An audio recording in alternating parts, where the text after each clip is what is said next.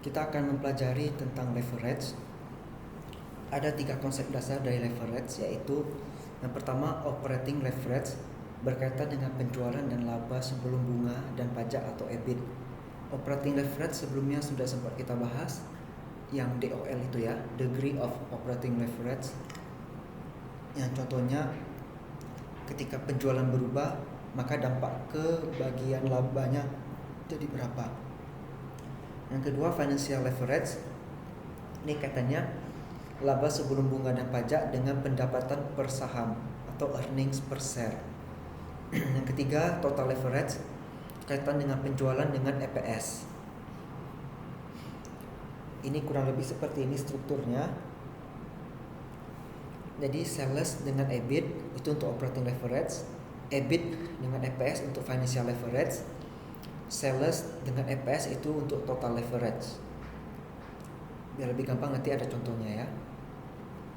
Ini ada metode analisis leverage. Yang pertama pendekatan break-even analysis. Break-even ini kan cost analysis, cost follow profit analysis ya, yang digunakan perusahaan untuk pertama menentukan tingkat penjualan yang diperlukan untuk dapat menutupi semua biaya operasional. Berarti penjualannya harus berapa supaya seluruh biaya operasionalnya tertutupi. Dalam artian jual sekian, kita tidak untung, kita tidak rugi, jadi titik impas. Yang kedua mengevaluasi keuntungan pada berbagai tingkat penjualan. Artinya kalau kita mau dapat untung sekian, kita harus jual berapa, itu maksudnya. Nah, jadi ada operating break-even point atau OBP. Ini tingkat penjualan yang diperlukan untuk menutupi semua biaya operasionalnya. Pada saat OBP, operating profitnya adalah 0. Berarti saat break-even labanya 0. Kita perlu menghitung HPP terlebih dahulu atau cost of goods sales. Kemudian ada biaya operasi, itu ada komponen biaya tetap dan biaya variabel. Biaya variabel akan berubah seiring dengan penjualan, tapi kalau biaya tetap, ya tetap aja tidak akan ada perubahan. Ini ada pendekatan aljabar untuk menghitung operating leverage, cost dan break-even analysis. Sales revenue itu price kali quantity, makanya di sini P kali Q. Fixed operating cost itu fixed cost, FC. Variable operating cost ini berarti variable cost VC kali quantity, ini dikurangi.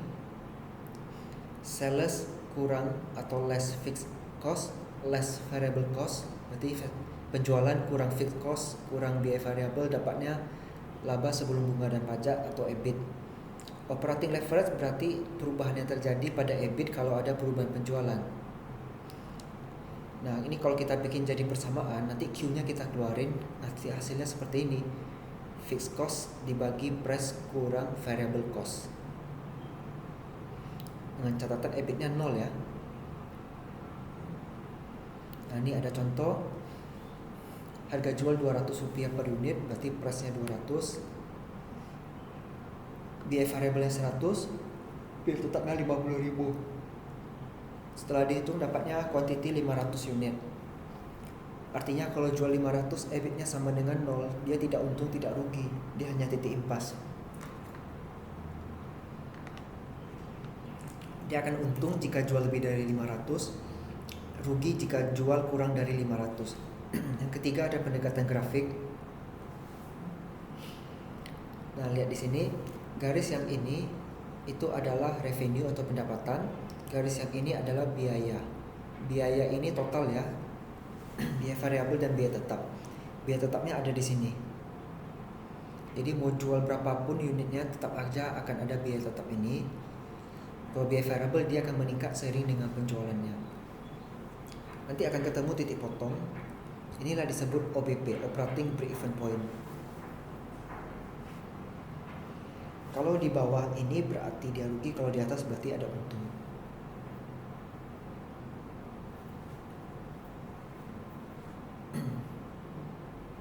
Nah, ini ada contoh.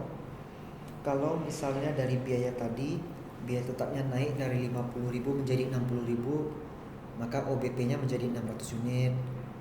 Ini peningkatan harga jual, peningkatan biaya variabel, berubah semua angkanya ya. Kemudian kalau ketiga-tiganya berubah, juga berubah OBP-nya.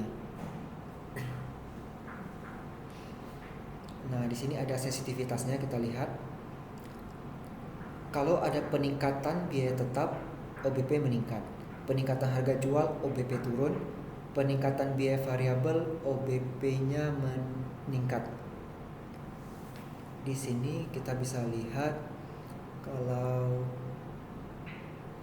yang menurun, berarti jumlah yang dijual harus menurun. Berarti harga jualnya bisa naik. Artinya kalau ada bisa harga jualnya naik tapi yang lainnya tetap, maka OBP akan turun. Yang lebih bagus adalah yang harga jual ini bisa kita naikkan supaya kuantiti yang harus kita jual lebih menurun ya. Kemudian ada operating leverage. Nah, ini kasus yang tadi juga.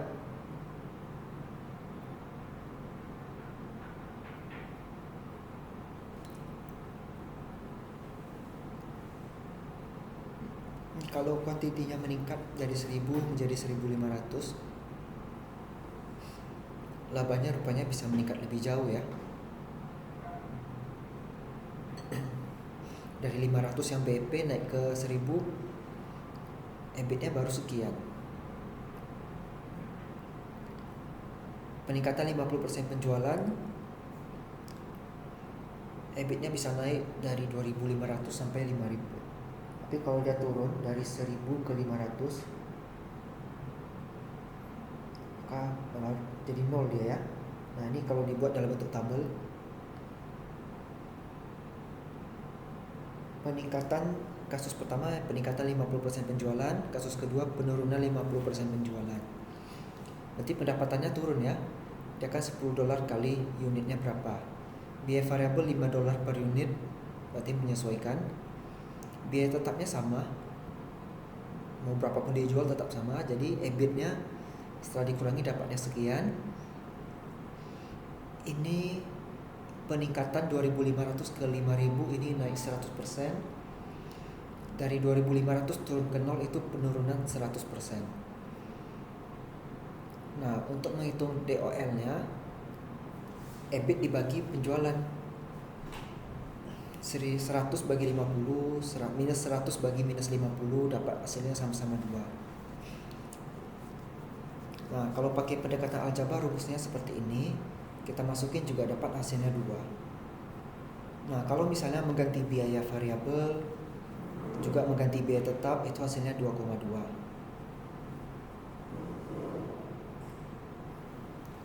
Nah, di sini dalam bentuk tabel setelah dihitung penjualan, biaya variabel, biaya tetap, dapatlah EBIT 110 bagi 50, dapatnya 2,2 juga ya. Berikutnya ada financial leverage. Ini penggunaan biaya tetap modal utang untuk memperbesar pengaruh perubahan EBIT terhadap EPS. Dia ada dua yang dilihat, yaitu bunga utang dan dividen saham preferen. Contohnya perusahaan mengharapkan EBIT 10.000, punya obligasi 20.000 dengan kupon 10%, berarti bunganya adalah 2.000 ya. Menerbitkan 600 lembar saham dengan dividen $4, berarti 2.400, dapatnya 4 kali 600. Perusahaan punya 1000 lembar saham biasa yang beredar. Kita asumsikan perubahan EBIT-nya adalah 40%. Ya, 40%, jadi awalnya ada 10.000, berarti dia kalau meningkat 40% jadi 14.000, turun 40% jadi 6.000. Bunga 2.000 sesuai yang di sini sudah kita hitung. Pajak menyesuaikan. Kalau laba bersih ya kita kurangi aja ya. Kemudian dividen saham preferen ini 2.400 yang sudah kita hitung. Jadi laba tersedia untuk saham biasanya sudah kita hitung, dapatnya 0, 2.400 dan 4.800. Earning per share untuk 1000 lembar saham berarti 0 bagi 1000 hasilnya 0. 2.400 bagi 1000 hasilnya 2,4. 4.800 bagi 1000 hasilnya 4,8. 2,4 ke 0 itu turun 100%. 2,4 ke 4,8 naik 100%. Ini ya. Nah, untuk menghitung DFL itu perubahan persentase EPS, berarti yang ini 100 dibagi dengan perubahan persentase EBIT 40. 100 bagi 40 hasilnya 2,5. Kasus 1 dan kasus 2 sama. Ini kalau pakai pendekatan aljabar, rumusnya seperti ini. Setelah kita hitung, dapat hasilnya 2,5. Sama ya hasilnya dengan yang di atas.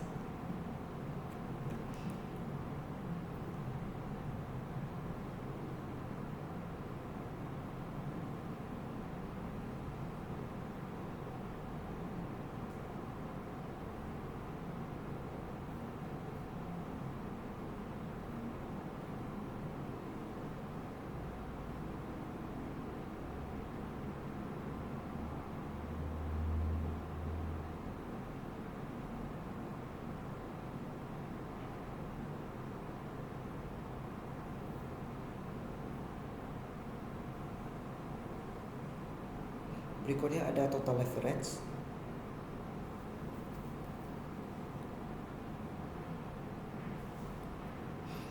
Ini biaya tetap operasi dan biaya tetap modal untuk memperbesar pengaruh perubahan penjualan terhadap EPS.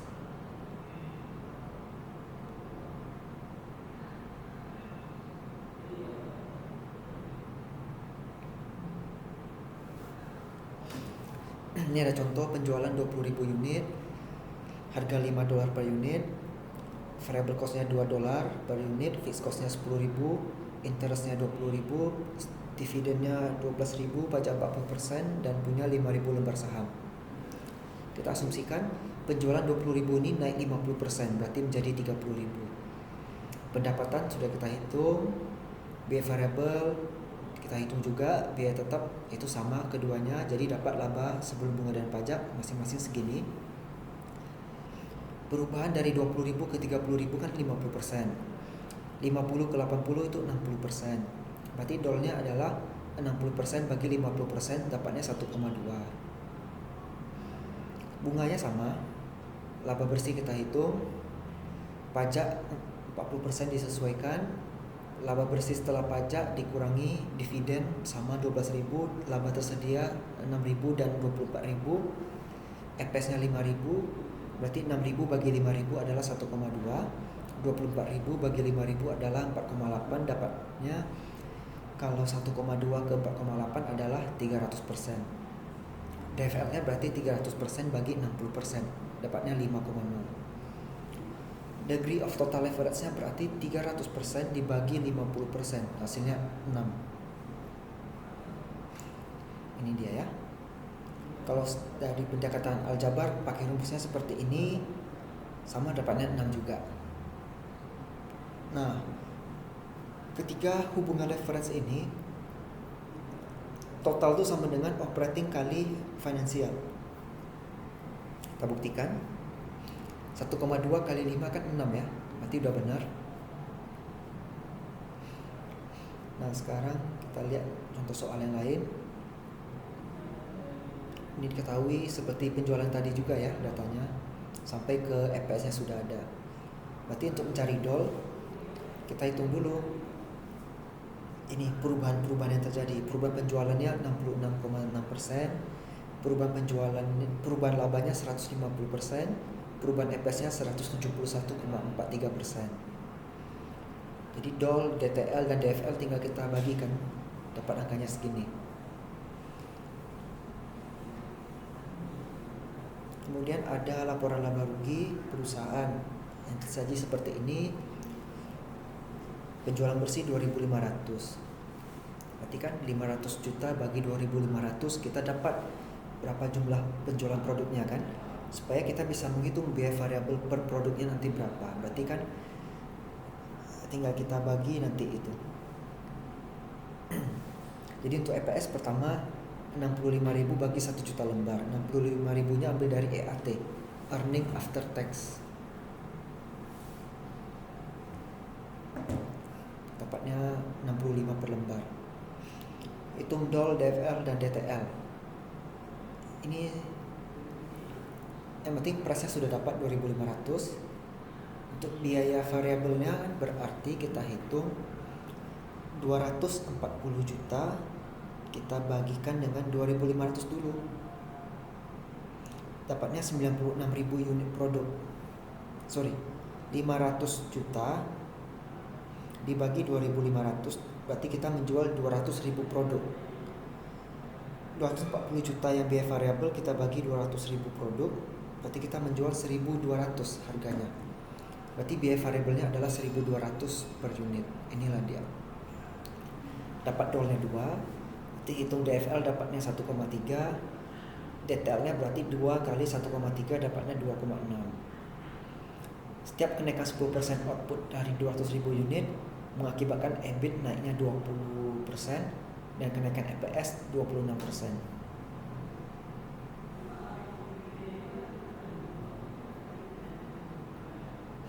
Jika penjualan naik 15%, nah berarti kan ini yang berubah, biaya variabelnya juga berubah karena jumlah unitnya berubah ya. Biaya tetapnya sama, nanti ini sisanya hitungannya menyesuaikan. EPS-nya menjadi Rp90,35 per lembar.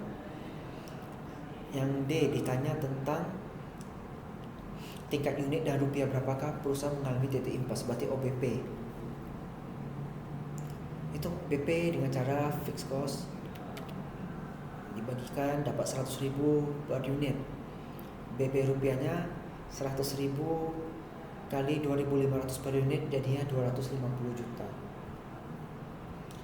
Ini ada ringkasan mengenai leverage. Silakan dipelajari dan semoga dapat dipahami dengan baik.